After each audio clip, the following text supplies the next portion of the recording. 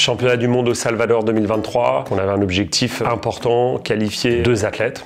Il y avait 2 quotas à remplir pour toute l'Europe. Mission remplie avec la qualification de Veiné Fierro et de Kaoli Vast. On a toujours aussi un objectif de rester haut dans le ranking mondial. Donc une place de vice-champion du monde par équipe et puis une magnifique médaille de bronze pour Johan Defay.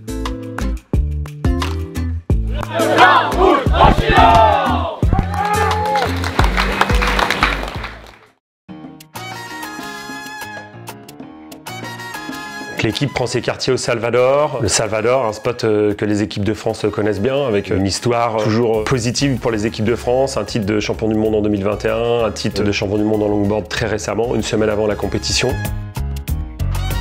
Comme toujours, on fait du repérage de sites et dans notre organisation logistique, on avait repéré un hôtel vraiment à proximité du spot, dans un endroit apaisé qui permet d'optimiser la performance des athlètes.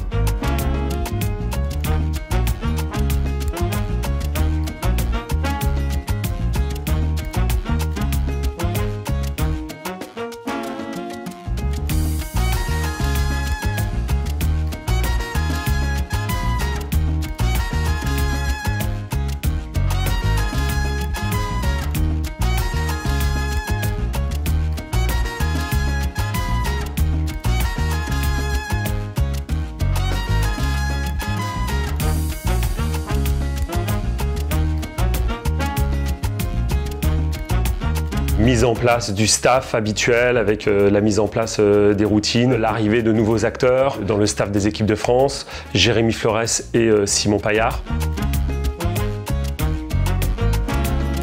Championnat du monde qui établissent un nouveau record avec 63 nations, plus de 300 athlètes et sans doute les championnats du monde les plus relevés de l'histoire de l'ISA. Ça c'est la routine du soir débriefing. Nous on est là pour ça, nous concentrer beaucoup sur notre surf et bonne compétition à tous. Ouais, pour la place au JO, ce serait bien qu'on se mette pas trop la pression. D'abord on les nique tous et après quand on est tous entre nous, on essaie de se battre.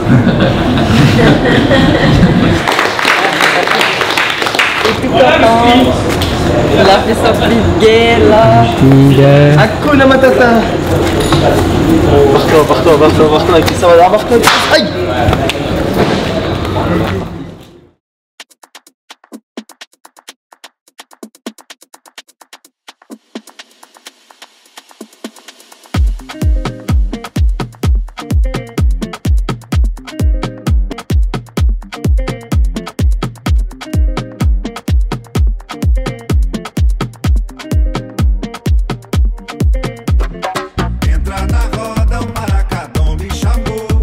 Le championnat du monde ISA, c'est un véritable marathon, une douzaine de jours sur place, 8 jours de compétition. Dans le tour principal, c'est 7 séries pour arriver aux phases finales et si on passe par le repêchage, c'est 12 séries. Donc vraiment éprouvant pour l'équipe, éprouvant pour les organismes et on finit en sprint, il faut garder la lucidité jusqu'au bout.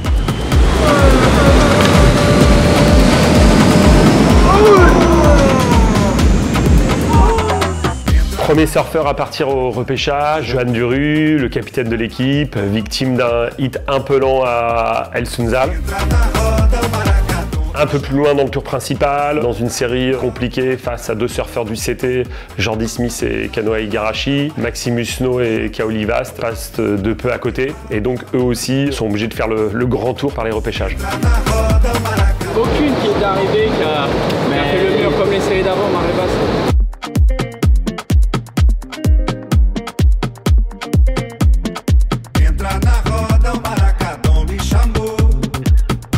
Johan reprend son rythme à la Bocana, passant série sur série, en surfant vraiment très bien.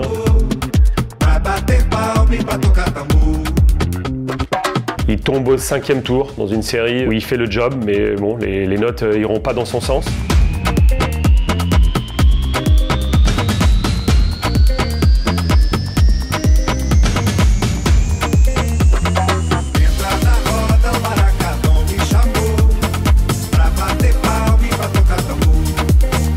Suivi un peu après par Maxime qui aura aussi fait une compétition très solide, qui tombe aussi à pas loin, toujours dans ce tour. Ils ont vraiment fait le job jusqu'au bout.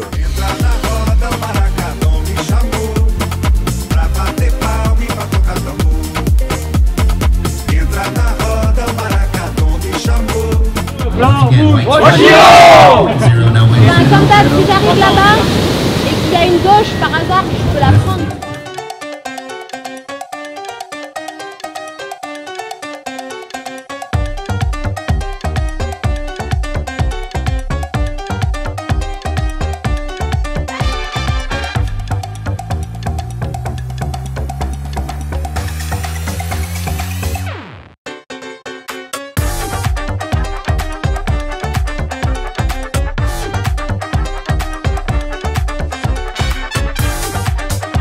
Bleu, blanc, rouge,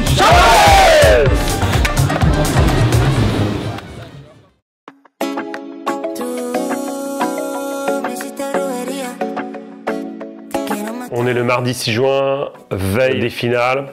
Une journée stratégique pour la qualification olympique. Il reste encore l'Allemande Noah Clapp qui joue la qualification et qui peut coiffer les Françaises au poteau.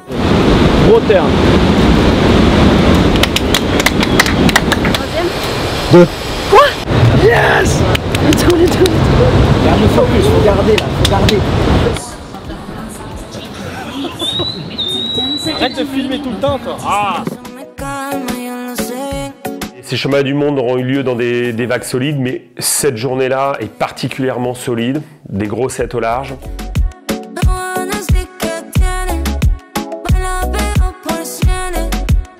Au cours de cette journée, l'Allemande Noah Clapp perd. On a une Française qualifiée qui va accompagner aux Jeux Olympiques Johanne Defay. Maintenant, c'est le remake Salvador 2021 entre Polinado et Vainé Fierro. En 2 Olympiades, elles ont survolé l'Europe pour aller chercher leur qualification olympique. Les 3 filles dans la même série, en demi-finale du tableau principal. Johanne gagne la série, Vainé seconde et du coup Polinado part au repêchage.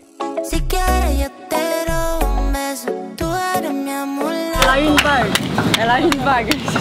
Je vais pas clipper maintenant. Polinado perd au repêchage. D'un côté, la Joëtte Vainé, qualifiée pour les JO, chez elle à Tahiti. Puis Pauline, qui n'arrivera pas à réitérer l'exploit du Salvador pour se qualifier pour les Jeux Olympiques. Lâchez là. Allez, bravo.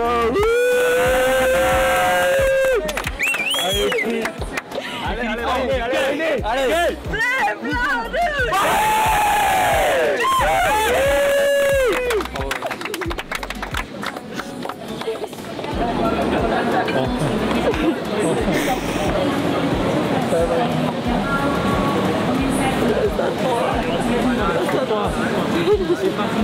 Toujours des moments très compliqués pour le staff, entre joie et tristesse pour les athlètes. Oh, vous voyez pas ou quoi? Oui, que je me prépare un truc. Voilà, on va surfer des vagues parfaites, on va faire un spectacle magnifique avec les meilleurs au monde. Je vis pour ça, je ne pouvais pas demander mieux. Allez!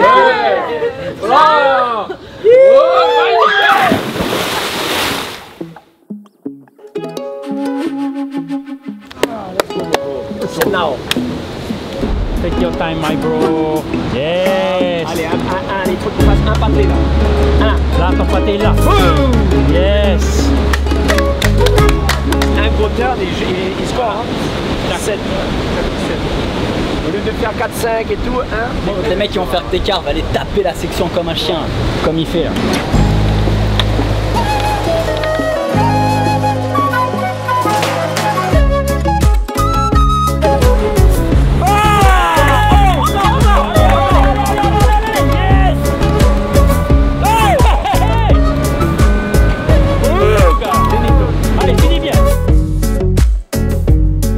Kaoli enchaîne les tours de repêchage. Il est en confrontation directe avec l'Espagnol sur plusieurs séries. Yes. Allez. Big ten.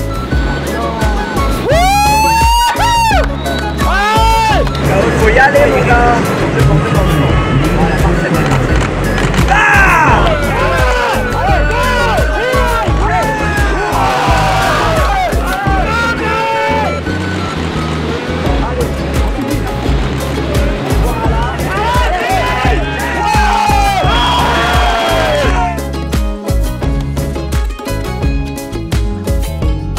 On arrive à cette dernière série.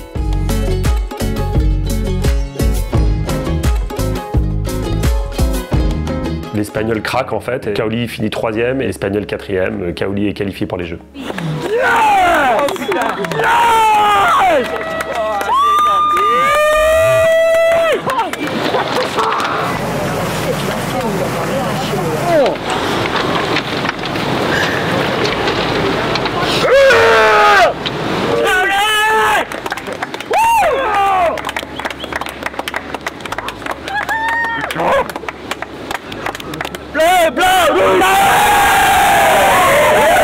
Ça fait plusieurs années, dès qu'on a dit que c'était à Tahiti, j'avais pour rêve de participer et déjà d'être qualifié. Et maintenant je suis dedans et voilà, c'est super, désolé, j'ai pas les mots, j'ai du mal à parler.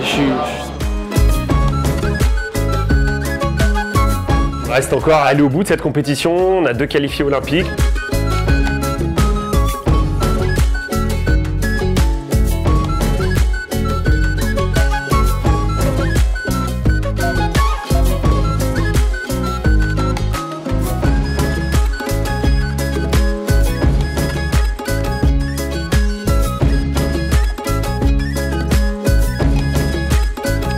Les 2 Françaises en finale. Malheureusement, Johanne Defay, qui visait le titre, casse sa planche et donc se retrouve en difficulté pendant la finale. Termine avec une magnifique médaille de bronze. Et puis Vainé, une très belle 4e place. Ces mondiaux s'achèvent sur un titre de vice-champion du monde pour la France. 3 qualifiés, on ne pouvait pas faire mieux. Johanne Defay, Kaoli Vast et Vainé Fierro qui se qualifient magnifiquement devant toute l'Europe.